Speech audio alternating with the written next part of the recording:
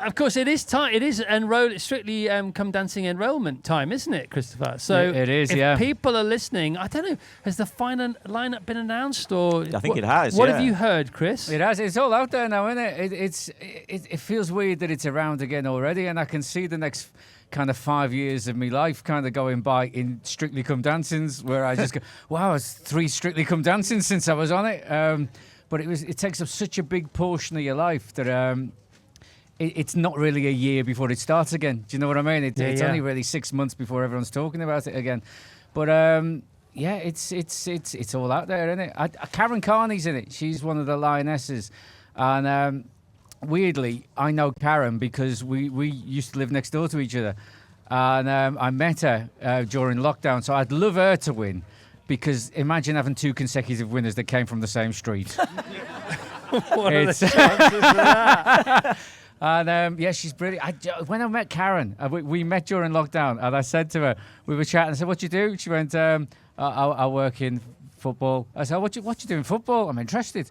I just analysis. I was always that like behind the camera or in front of the camera? She said, in front of the camera. I said, oh, okay, what do you do in that regard? And she said, I'm on Sky and BT Sport. I was like, oh wow, so you're like on the telly. Turns out, Chelsea captain and second most capped player for England. Yep.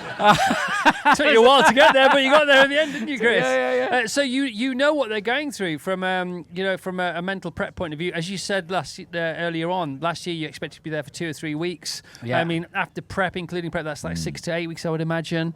You just what do you think they're thinking now? How will they be prepping? The show itself is 13 weeks. Right. Yeah, and then you've got the preamble before that, but it's I don't think you can appreciate. What you don't appreciate is the bubble, the attention that this show gets. It wasn't really on my radar. Do you know what I mean? Yeah. It wasn't really. I knew of it, but I didn't follow it. And then you're part of it, and you realise that people love it. People follow it like football, like a sport, and you realise that whatever you think of, whatever your opinion of it was before you went into it, you're part of something that people care a great deal about. And when you get put in a partnership with a dancer as well, you very quickly become dependent on each other.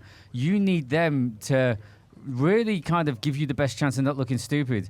But also, this is their job and this is their profession, and they need you to put in 100% so that they can come across well in what they do. And also they've got the most to work with of you. Yeah. And so it really does become a partnership. And, me and Diane, I can't think of, outside of your family, I can't think of anybody I've spent that amount of time with in over a period of time. With 8 hours a day minimum for every day, pretty much for 4 months.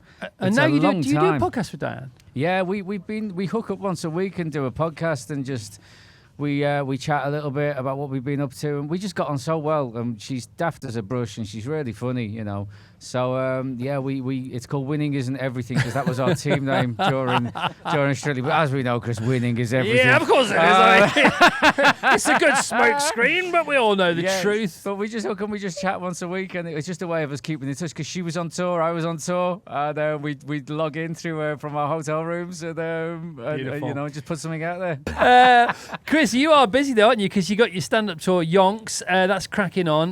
This is continuing. How many hundreds of dates have you done, and how many thousands do you still have to do? I've done so far. I've done about 240. How many? Yeah. Seriously? Yeah. So I did 100 before Strictly, and then I had to move 3 months worth to do Strictly, and they wouldn't let me move just 2 weeks and then see how it went from there. They were like, no, if you're going to do Strictly, you need to move the whole lot, because I thought I'd be out in 2 weeks. And, little did you know. Little did I know, yeah. And, do you still love it after all those dates? Yeah, but do you know what? Because I've been doing stand-up for 22 years, and so everything, it'd be pretty redundant, wouldn't it, to work that hard to get to the point where people want to come out and see it and then go, do you know what? I'm really bored of this now. Thanks. Yeah. So, so I know I love it. And, but what about the the relationship though with the material, because I remember I've never done a tour that big, but when I did my first big tour, I was fascinated by the relationship with the material. You start off, you're discovering it and you're loving it. Then you settle a bit, and then I got to the stage where when they were laughing, I was thinking, what the hell are you laughing at? You must know what I'm about to say. And you you think less of what are you idiots? What are you laughing at? But then you go through that, and then you feel proud, and then you're like a craftsman. Did you go through those stages? There's a lot of phases to it, isn't there? I mean, especially when you're writing a show, it just becomes words, and you have to realize that people are going to be hearing it for the first time, and you've just, you've worked on this for so long that it's lost its spontaneity. But I love it. The show grows, and then but it's like doing a play. People do plays, and people seem to look at stand-up differently to other art forms, Rob. Art forms. No, you said it, darling. I'm not going to correct you. What? You do the same show every night? Yeah. Well, people do the same play every night. It's it's what you write and it's what you work towards. And the trick is not making it sound like it's the 240th time you've done it. So how many you got to go then? So I'm going to do about 50 odd before Christmas, and then maybe another 50 odd after Christmas. Wow, and people are still coming, aren't they? It's do you know what? So like we 8:00 shows on a Saturday and a Sunday. They said when they sold out, do you want to do a matinee? So I was like, yeah, okay. So we put the 4 o'clocks in, and then they sold out, and they went. I said, should we do 1 o'clock? You're not serious.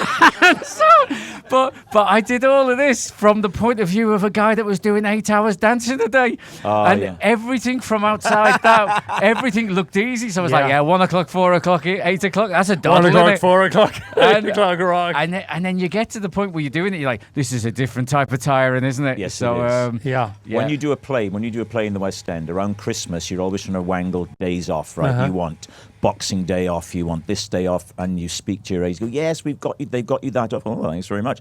And then what happens is they sneakily come back. They say, they've been talking to the office. Like, they just asked, could they put an extra matinee in on such? Oh, yeah, okay, fine. And then they've asked, could they put another match? So they grab all those shows back. And that period over Christmas, I mean, when an actor says doing shows is tiring, I appreciate people go, what are you talking about? Yeah, just come on to all nurses and doctors tuning in this morning. I know. Yeah. But you saying, so you would do what, 3? You do a 1 o'clock? 1 o'clock, 4 o'clock, 8 o'clock. And it's to be honest, it's your voice that takes a hit, and you're just a bit it's more mentally fatiguing. But as you say, whether you've already said something, because you just get confused, don't you, with which have I already done that's just being this? 60, Rob. But there's that as well, It's certainly a nice problem to have, isn't it? That you've got a lot of shows, so it's a privileged, lucky position to be in. And but I won't be putting 1 o'clocks in from now on. No. You've been there. So, Chris, thanks for coming here, man. Oh, no, really a pleasure. appreciate it. All right, we're gonna have all the fun on the main stages later.